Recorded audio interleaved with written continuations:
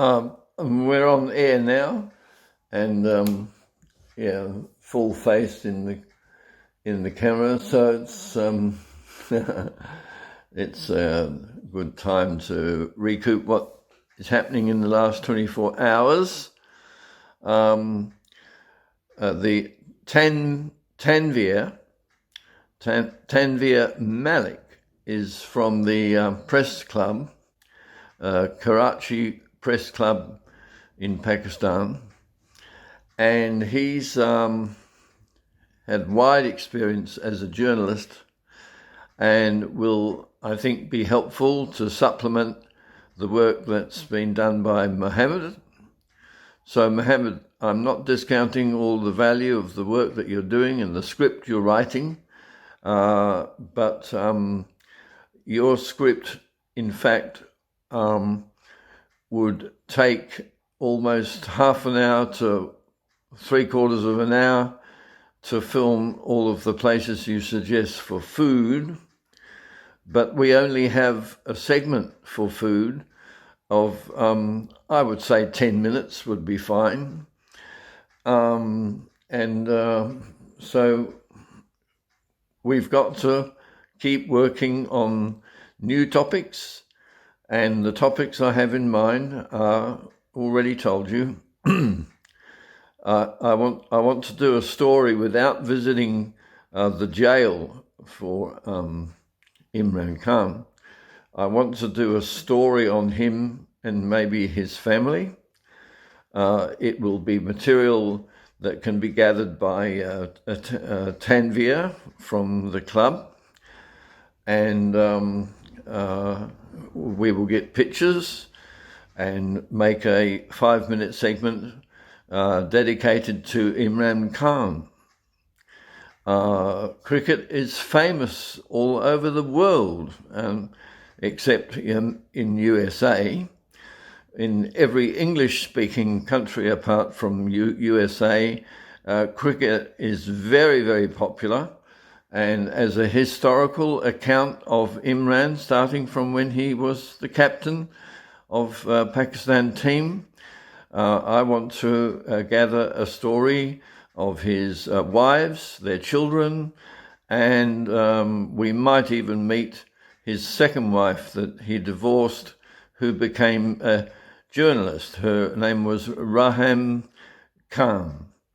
She might still be working for television now, I'm not sure. I want to go and meet medical people, psychologists and psychiatrists at the University of Karachi. I'd like to find the state of treatment for mental health in Pakistan, and whether or not it differs from the way that we treat psychology in Australia and the UK. I've told you, found a sculptor. We spoke for nearly half an hour, and his name is, his surname is Gilgi. I've just forgotten his first name. He got his degree in fine art and sculpture at the famous Yale University in USA, and his most prominent sculpture is a very, very tall stainless steel work called Reach for the Skies. It is located outside the United Nations building in New York. How about that?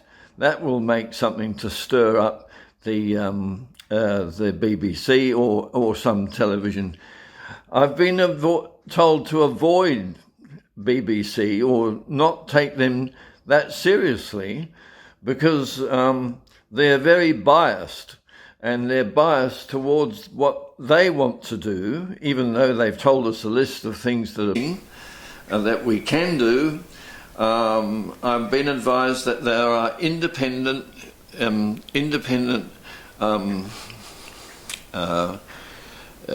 television stations all over America and England who concentrate on documentaries. And this is a documentary.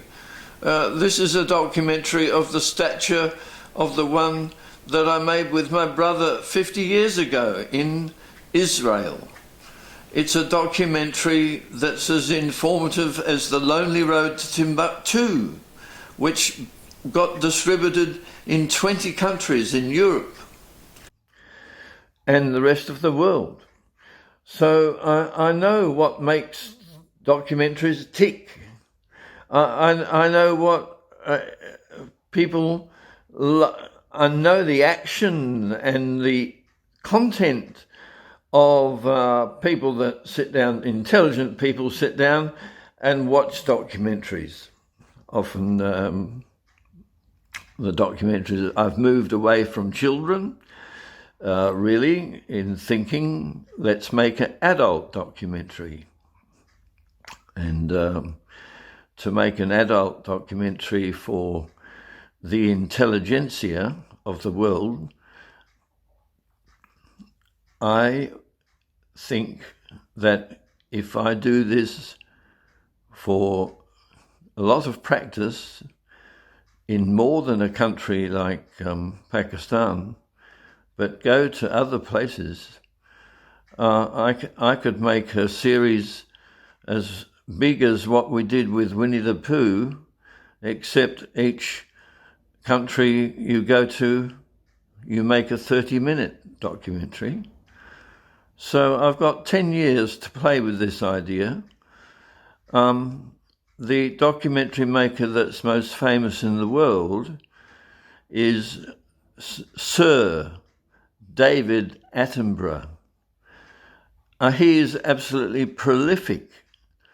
He produces a full-scale documentary for 1 hour every week because the technology is so quick to film. I can do now, and I'm doing editing and showing that it's easy to have 2 cameras running. It's easy to have 2 cameras running, put them into the editing machine of iMovie, and it comes out HD.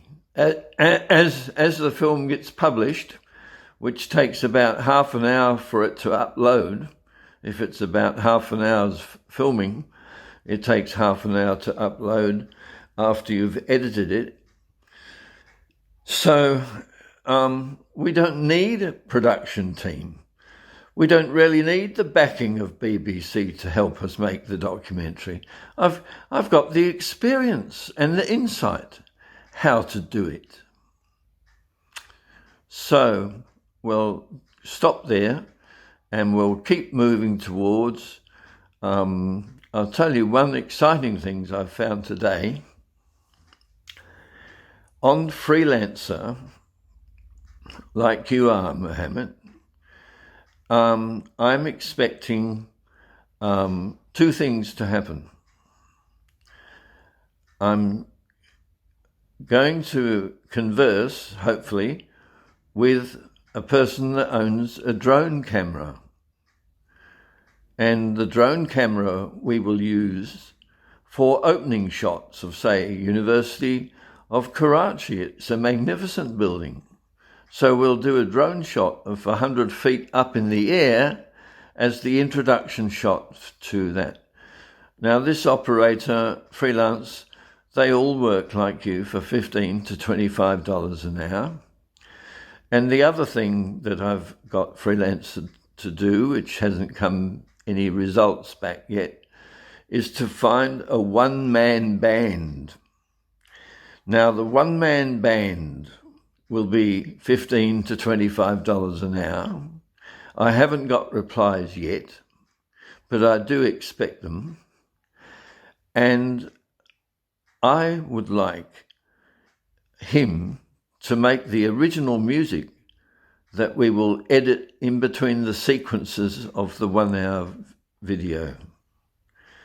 I might have to pay him a fee for broadcasting it, but on the other hand, if it makes him famous, why doesn't he do it for nothing, or why doesn't he pay me? Anyway, just joking. So we'll go from there, and we've got those two thoughts going along.